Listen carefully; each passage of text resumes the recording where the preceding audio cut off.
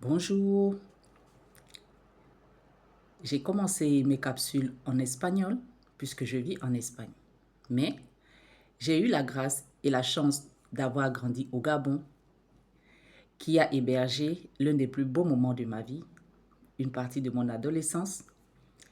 Et j'ai eu cette volonté de conserver la langue. Donc certaines capsules seront en français et d'autres capsules seront en espagnol. Aujourd'hui, je vais vous parler de la maternité. Nous avons vu que nos grands-mères, nos grands-parents se sont préparés avant d'être mères. De là où elles ont pu enfanter plusieurs enfants, étant une seule femme dans le foyer. Il y a des familles où il y a eu beaucoup d'enfants parce que, imaginez-vous, un mariage polygame de 5 femmes et 5 femmes ayant donné 10 enfants chacune, cela fait grandir un village.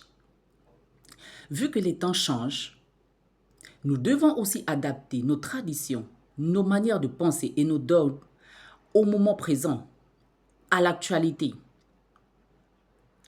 Je suis infirmière, spécialiste en gynéco-obstétricienne et actuellement, je suis en train de recevoir ma formation et spécialisation en bloc chirurgical. En tant que sage-femme, ce qui a attiré beaucoup mon attention tout au long de ces années, j'ai remarqué que de plus en plus, les femmes présentent des problèmes pour enfanter. Les femmes aujourd'hui ne savent plus contrôler leur cycle menstruel. Les femmes ont besoin des anticonceptifs oraux pour pouvoir contrôler leur cycle et pouvoir enfanter. C'est alarmant et c'est vraiment dangereux.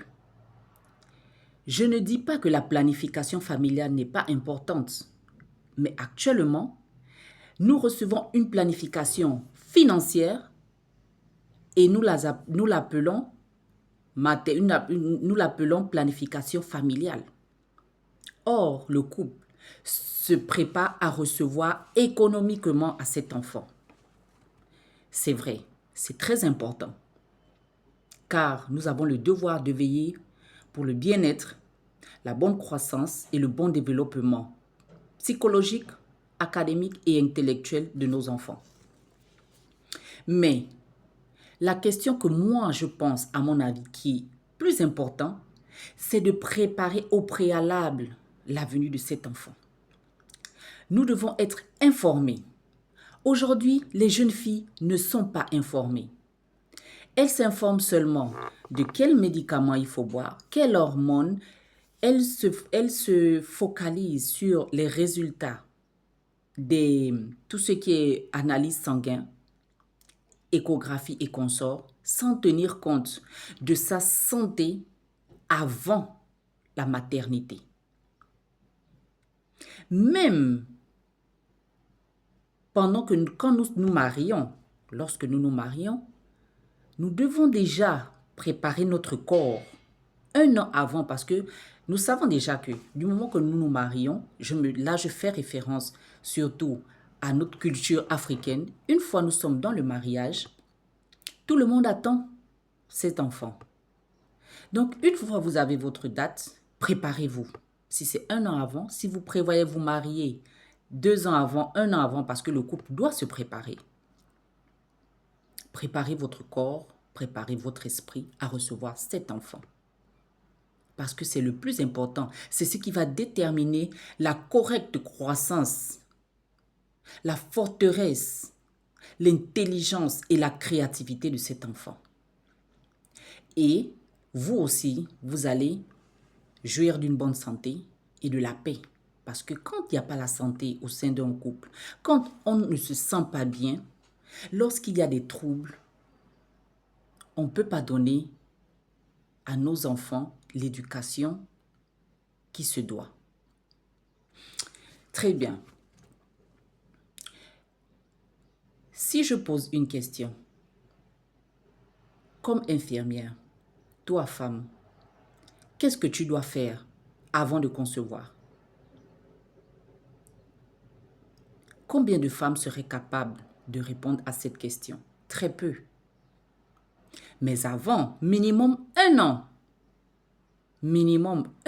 avant de concevoir, nous devons déjà savoir, nous devons déjà préparer notre utérus, notre corps à recevoir cet enfant, que ce soit au niveau de l'alimentation, il y a des aliments que nous devons arrêter de consommer et intégrer d'autres aliments vitaux. Nous devons intégrer les vitamines, nous devons intégrer des aliments hautement électriques et magnétiques. Et nous devons intégrer un rythme de vie assez paisible, un rythme de vie de paix, un rythme de vie de méditation, surtout sur l'être que nous aimerons, que nous aimerons concevoir plutôt. La maternité se prépare, mes chères sœurs. La vie et l'expérience que j'ai eue dans le domaine de la science, dans le domaine de la médecine, de l'infirmerie en général, est vraiment alarmante. Il n'y a plus de préparation. Le taux d'avortement est élevé. Le taux d'infertilité est très élevé. Et il est temps que nous femmes, nous nous levons. Il est temps que nous posons des actions fermes, que nous nous préparons afin d'enfanter des enfants présidents, des enfants en bonne santé, des meilleurs footballeurs, des meilleurs sportifs, des enfants créatifs, afin de pouvoir changer notre société. Comment pouvons-nous le faire? Je vous invite à assister et à regarder ma prochaine capsule. Au revoir.